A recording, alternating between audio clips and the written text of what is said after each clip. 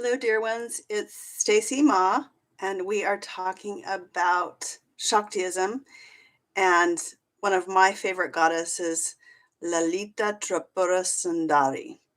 So, in Shaktiism, it is about worshiping the goddess. But this sort of spirituality is actually upside down from what most of us have learned. It is about loving and honoring the feminine, the sacred feminine, and also the sacred masculine within us. And unfortunately, in our culture, we have been taught to think of a godhead as an external dysfunctional parent that is very judgmental.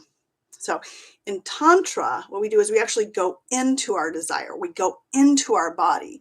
And this doesn't mean that we're destructive in any way or we harm other people, but we allow ourselves to have desire. And that doesn't just mean sexual desire, that means desire of prosperity, of purpose, really is even a more important desire than just sexual desire. But sexual desire is absolutely a tool that we can utilize to raise our consciousness. So Tantra, Shakti Tantra Yoga is a tool that is indeed utilized to raise your consciousness and get us out of this sort of trap of limited thinking. Okay, so of course, Tantra and Shakti Tantra is also about manifestation, but we have to ask, like, where are we manifesting from? Oftentimes we have that sexual desire, the sexual feeling. We can also call it life force energy. What we do is we usually, especially when we're younger, we project that out onto another person. And that's where it goes. So it's actually in kind of like the lower chakras. And if we don't raise our consciousness, we actually end up having destructive relationships. So the focus of Tantra is to raise your Shakti or your Kundalini or your life force energy up into your higher chakras, your heart, your feeling, opening your heart, dropping your mind. Opening your heart, dropping your mind, and it's a very difficult thing to do. And it takes practice. Speaking your truth, developing intuition.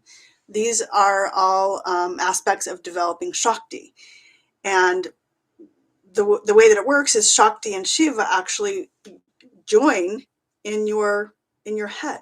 Okay, after you raise the Shakti energy, that's she actually is going up to the top of your head to meet Shiva. That's when you have that feeling of connection with all things, that unity consciousness. That is the goal of Tantra. That is the goal of Shakti Tantra Yoga, which is what I believe the Tantra for our time. Okay, so culturally, we have been taught to focus typically on what we do not want. Right now, a lot of us are in fear. A lot of us are have a lot of anxiety or stress. And the beginning of the year in January, we're often like, okay, I'm going to make some goals and I'm going to take some actions, right? And that is actually the old energy. The new energy would be to reflect and really look at what's important in your life. And I think that's one of the gifts of COVID is we've had to isolate. We've had to really look at ourselves, whether we like it or not. We're going through this sort of mass initiation. And it's like, hey, well, what's really important to me? So where do you want to focus your life force energy? Okay, so if we're focusing on what we do not want, anxiety, stress, limited beliefs. So often I help support people in attracting partnership. And if they're attempting to manifest or set a focused intention of their life force or Shakti energy from a place of disappointment, like, for me, it was like, hey, I always attract, people that are emotionally unavailable or men that are emotionally unavailable, or I attract men that are blah, blah, blah. Really what it was about is me. It was about my own perception of myself, the things I didn't like in me. And the truth was that I was not available for a deep connection. I wasn't trained to think of what I did want. So I actually, so it's a process of flipping the switch, focusing on what you do want, focusing on your desires. Because if we look at it from, and it's really a feeling. I'm not really a teacher around, I'm not an intellectual. I'm more of a feeling. That's what embodiment is. So feeling within, feeling the Shakti within, feeling your energy within, and getting really clear about what you want to do to actually express that energy from a place of an open heart and a quiet mind or a relaxed mind. So it's being open to our desires without them being destructive or us being really attached, tuning into our true nature. And that's really what flow consciousness is, when we're operating the world from our true nature. Now, when we talk about Shaktiism, a lot of people are like, well, hey, why should I worship a goddess, or, whatever it may be? Okay. Because if we get down to it, we get down to the science of it. It's like we come from some sort of vibrational energy, and the mind wants to figure out what the hell that is. I mean, that's freaking interesting, right? But at this time, we don't have the consciousness. We actually have to raise our consciousness to experience that we are partners with the universe, and whatever energy that is, it's a benevolent energy that wants to help us. And the Mahvidyas, or the Shakti goddesses, represent energy in the phenomenal world and within us. So it's a way to sort of personalize the creative life force, which is desire, where there would be nothing created without desire and commitment.